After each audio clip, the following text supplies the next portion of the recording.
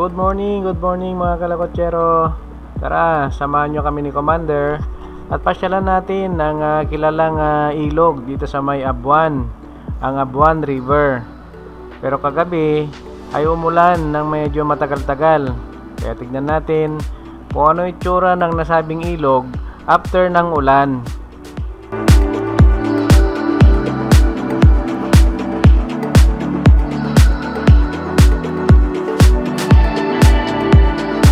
Hinto muna tayo dito mga kalakotsero at bili lang ako saglit ng tubig at kung ano pang pwedeng mamerienda pagdating natin doon sa ilog.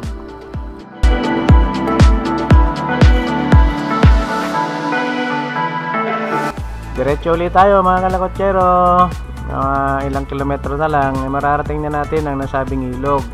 I-enjoy muna natin ang ganda ng kalikasan dito sa may papuntang Abuan River.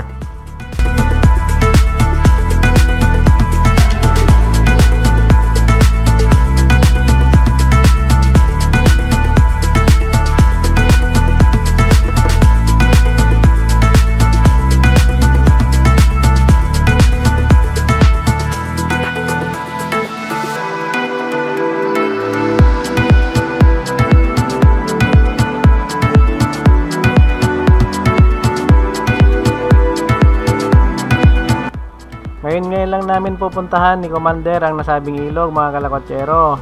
Alam niyo naman siguro ang Abuan River kung napapanood nyo sa mga vlog, sa YouTube at sa Facebook ay ang ganda dahil napakalinaw ng tubig doon na dumadaloy galing sa bundok.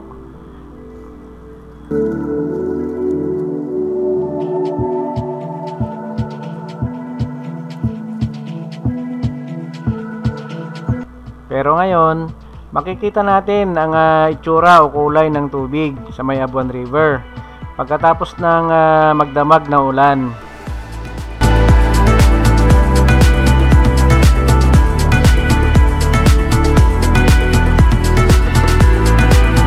Malapit na tayo mga kalakotsero, ilang kilometro na lang mararating na natin ang sikat na Abuan River. Kilala ang Abuan River mga kalakotsero dahil nga sa ganda ng tanawin dyan, sa lamig ng tubig na dumadaloy. Malinaw yan pagka hindi umulan ng magdamag. Kaya mamaya makikita natin ang itsura ng Abuan River after ng 24 hours na pag-ulan. Makikita natin kung marami pa ring dumadayo kahit na alam nilang umulan na ng magdamag.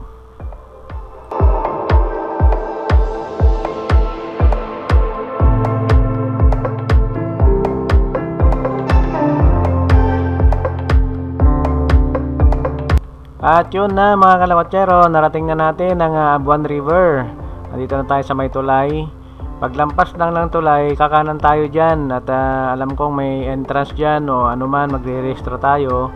Sabay titingin na rin tayo ng mapaparadahan.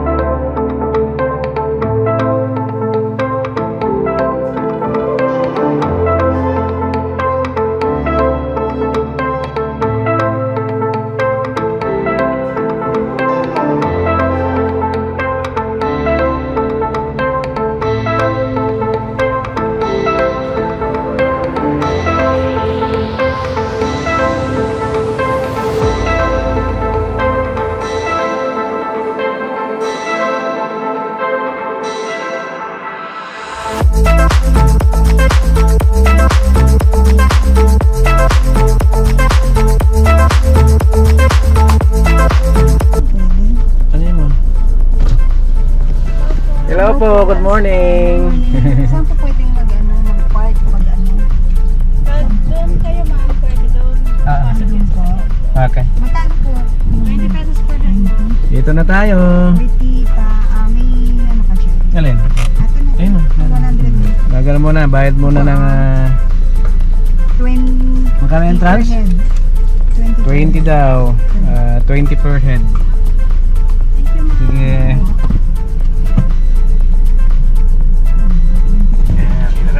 sa Punta sa ano po.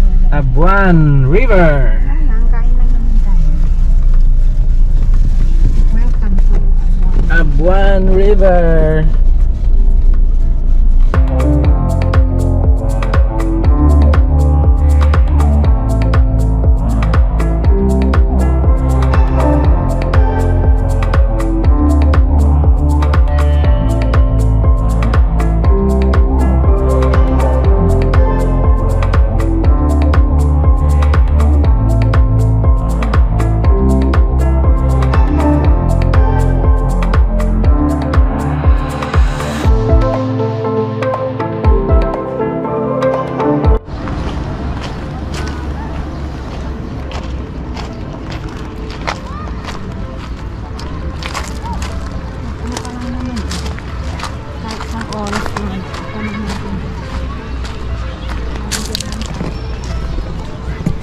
Okay na?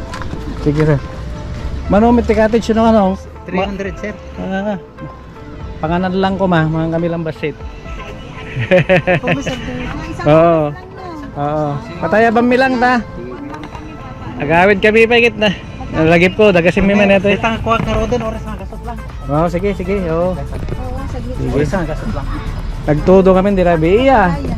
Ganun na. Oo. So nga nalibig. Kasi man kanumi. No po sir, at pantalon daw nga giniinit ki alis to lang nagsubli di ano sir. Oo. Tabi po nung Pagbibit lang mo.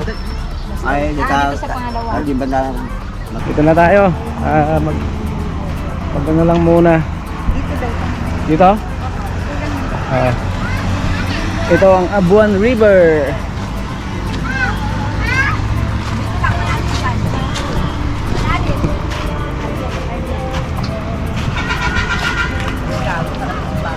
Huwag mo itapon, ganyan mo. Iniipon ko, pinagpapatok-patok ko, pinabatok.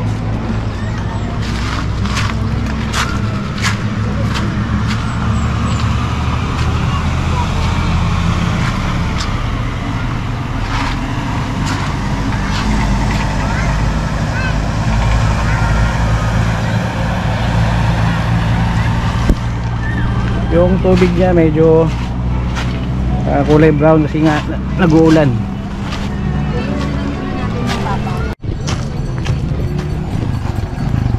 Init, ang init dito. Sa yung tubig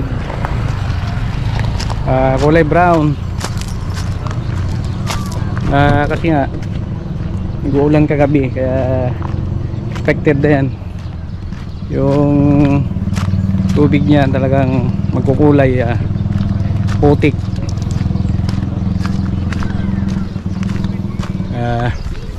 Kunin lang natin pagkain natin dito.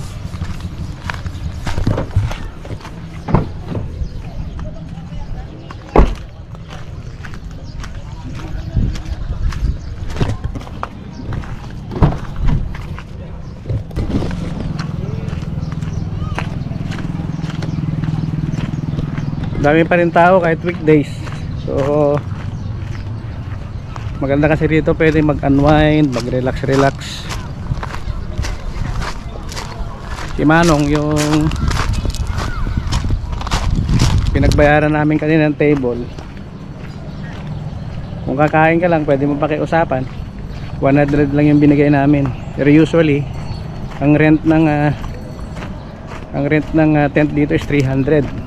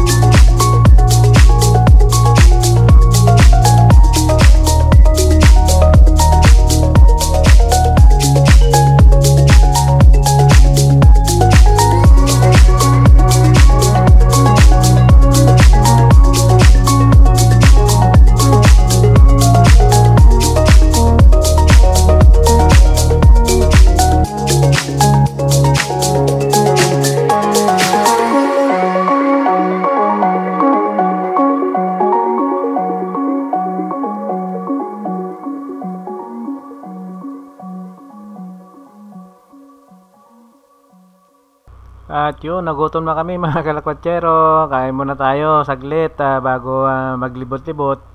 Tapos sabay uwi na rin mamaya.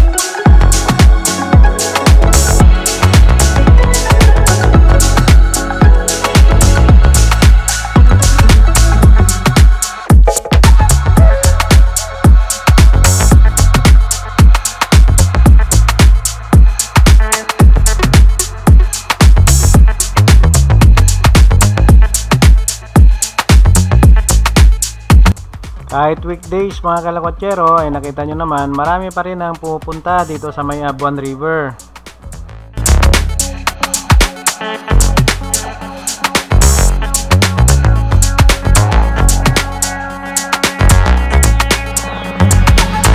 At sigurado ako pag weekends at lalo na matagal ilang araw na hindi umuulan, siguradong dagsaan ang mga tao dito mga kalakwatsero kasi nga doon pa lang makikita na sobrang linaw ang tubig na dumadaloy dito sa Abuan River.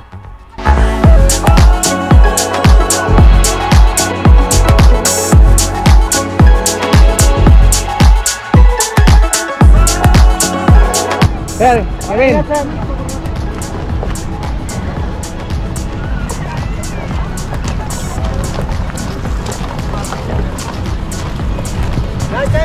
Ben. Thank you. Thank you, sir.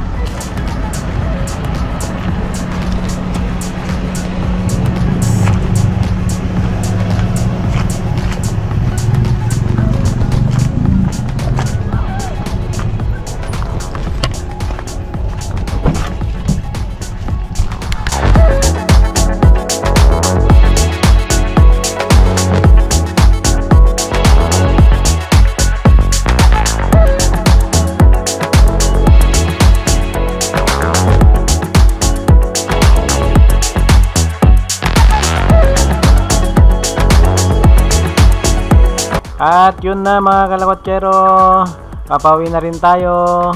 At least naipakita ko na sa inyo ang itsura ng Abuan River after magdamag na ulan. Nakita nyo naman, iba ang kulay niya, medyo nagba-brown, na nag-green, na nagbo-blue. Ang sabi nga ng mga lokal doon kanina ay abutin daw ng 2 hanggang 3 araw na hindi umuulan para maging malinaw na naman ang dumadaloy na tubig sa nasabing ilog.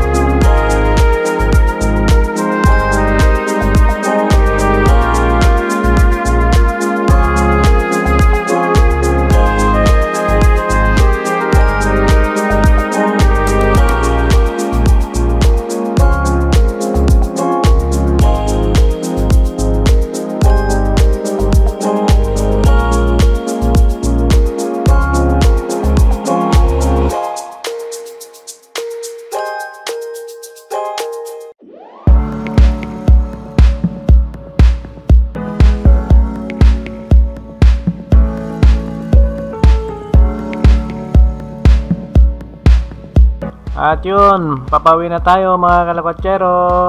Salamat sa pagsama nyo sa amin ni Commander sa pagpasyal ko sa inyo sa Abuan River.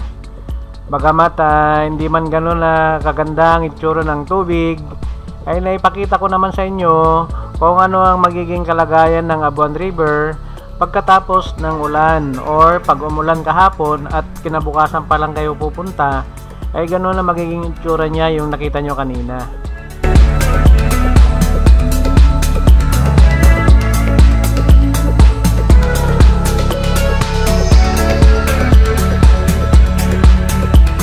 Hanggang sa muli mga kalakotsero, ingat-ingat tayo lagi sa ating mga biyahe. God bless us all!